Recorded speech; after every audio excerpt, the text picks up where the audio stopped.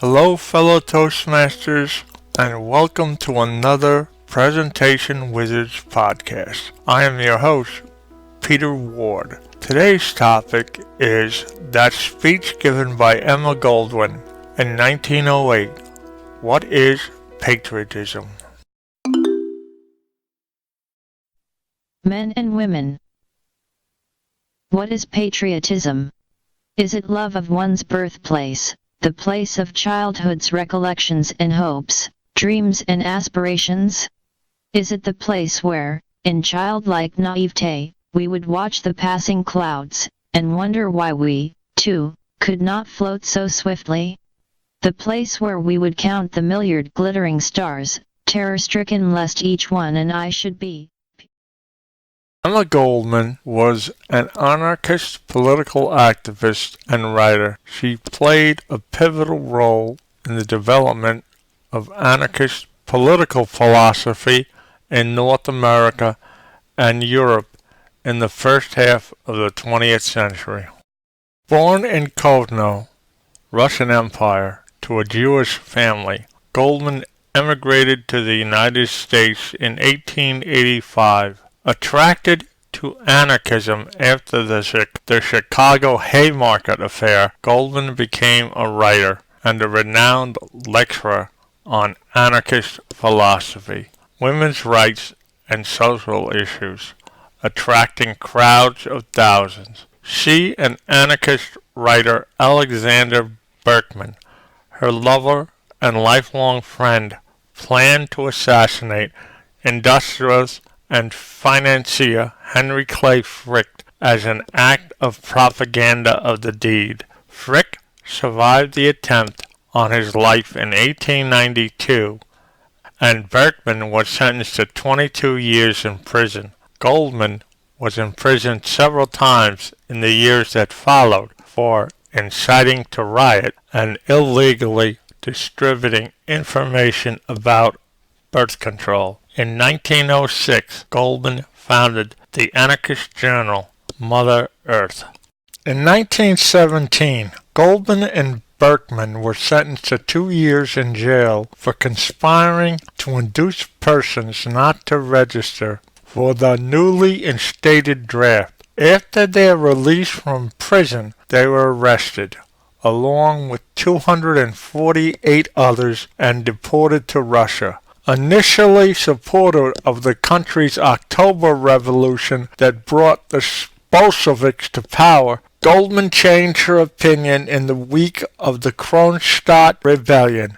She denounced the Soviet Union for its violent repression of independent voices. She left the Soviet Union and in 1923 published a book about her experiences, My Disillusionment in Russia.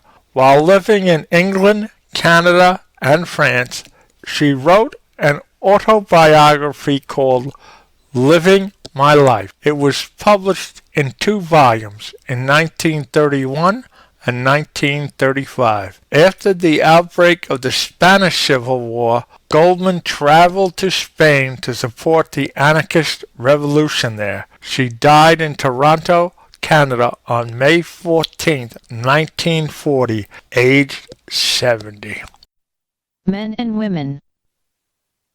What is patriotism? Is it love of one's birthplace, the place of childhood's recollections and hopes, dreams and aspirations?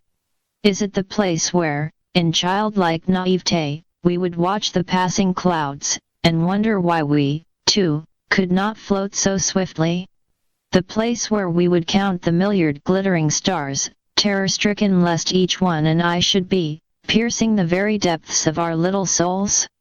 Is it the place where we would listen to the music of the birds and long to have wings to fly, even as they, to distant lands? Or is it the place where we would sit on mother's knee, enraptured by tales of great deeds and conquests? In short, is it love for the spot, every inch representing dear and precious recollections of a happy, joyous, and playful childhood? If that were patriotism, few American men of today would be called upon to be patriotic, since the place of play has been turned into factory, mill, and mine, while deepening sounds of machinery have replaced the music of the birds.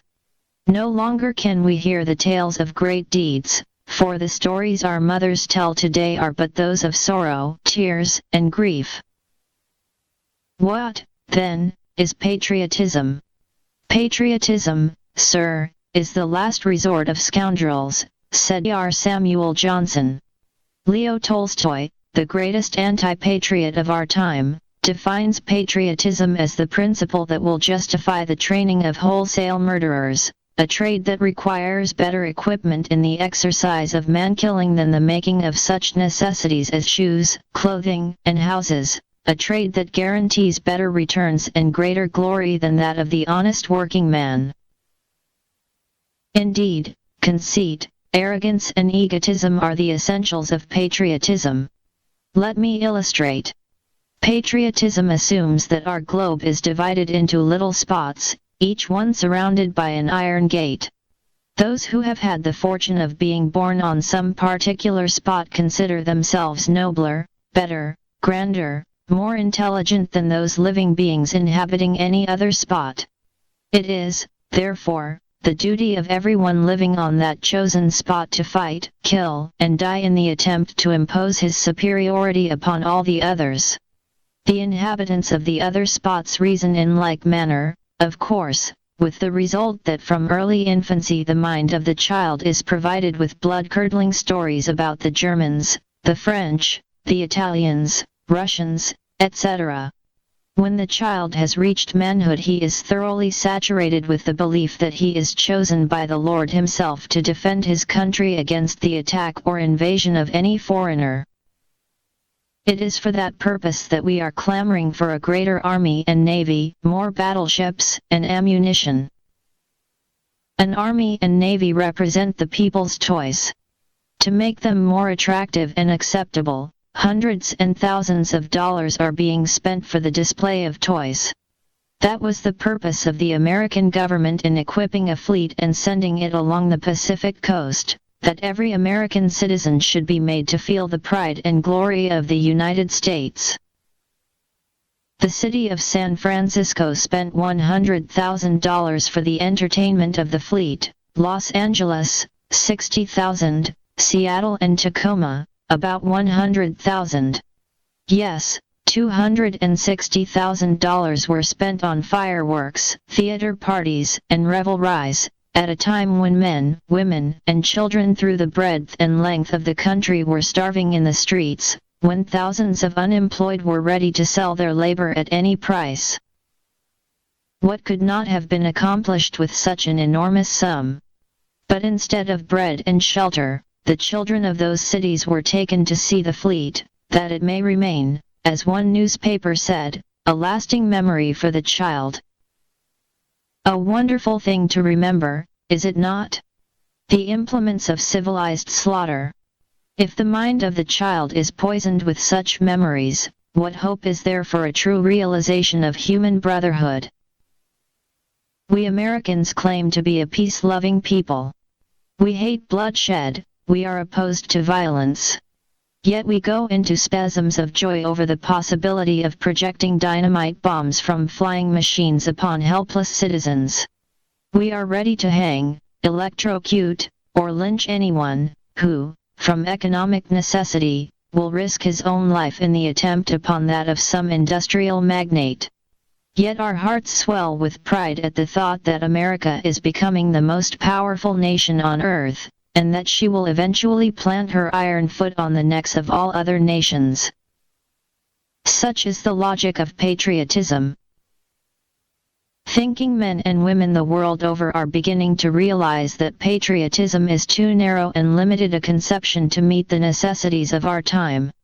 The centralization of power has brought into being an international feeling of solidarity among the oppressed nations of the world, a solidarity which represents a greater harmony of interests between the working man of America and his brothers abroad than between the American miner and his exploiting compatriot, a solidarity which fears not foreign invasion, because it is bringing all the workers to the point when they will say to their masters, "Go and do your own killing." We have done it long enough for you. The proletariat of Europe has realized the great force of that solidarity and has, as a result, inaugurated a war against patriotism and its bloody spectre, militarism. Thousands of men fill the prisons of France, Germany, Russia, and the Scandinavian countries because they dared to defy the ancient superstition. America will have to follow suit. The spirit of militarism has already permeated all walks of life. Indeed, I am convinced that militarism is a greater danger here than anywhere else, because of the many bribes capitalism holds out to those whom it wishes to destroy. The beginning has already been made in the schools. Children are trained in military tactics, the glory of military achievements extolled in the curriculum, and the youthful mind perverted to suit the government. Further, the youth of the country is appealed to in glaring posters to join the army and the navy. A fine chance to see the world, cries the governmental huckster. Thus innocent boys are morally shanghaied into patriotism, and the military Moloch strides conquering through the nation. When we have undermined the patriotic lie, we shall have cleared the path for the great structure where all shall be united into a universal brotherhood, a truly free society.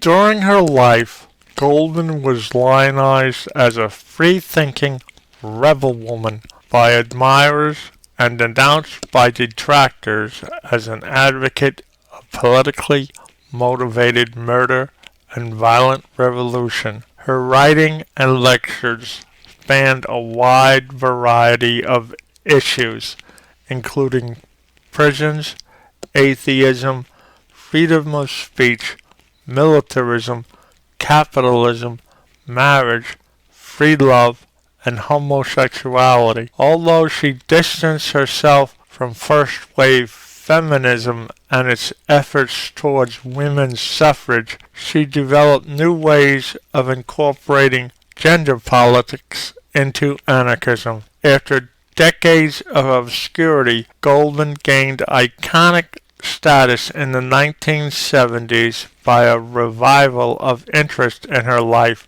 when feminist and anarchist scholars rekindled popular interest.